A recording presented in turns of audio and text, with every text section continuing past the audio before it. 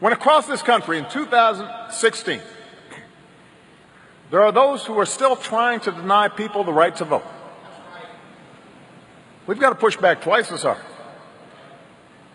Right now, in multiple states, Republicans are actively and openly trying to prevent people from voting, adding new barriers to registration, cutting early voting, closing polling places in predominantly minority communities, refusing to send out absentee ballots, kicking people off the rolls, often incorrectly.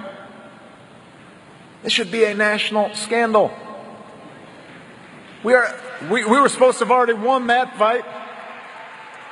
We're the only advanced democracy in the world that is actively discouraging people from voting. It's a shame.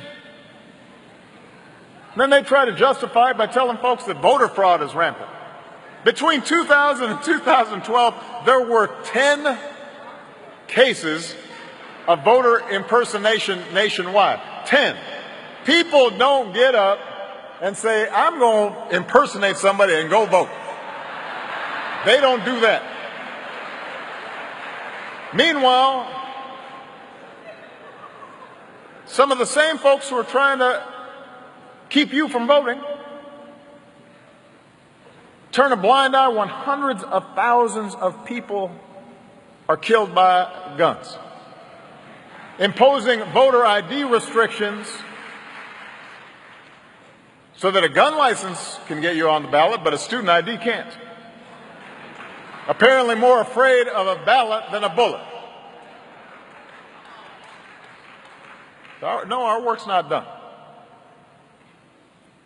But if we are going to advance the cause of justice and equality and prosperity and freedom, then we also have to acknowledge that even if we eliminated every restriction on voting, we would still have one of the lowest voting rates among free peoples.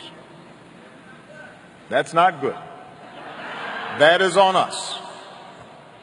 And I am reminded of all those folks who had to count bubbles in a bar of soap, beaten trying to register voters in Mississippi, risked everything so that they could pull that lever. So if I hear anybody saying their vote does not matter, that it doesn't matter who we elect, read up on your history. It matters. We've got to get people to vote.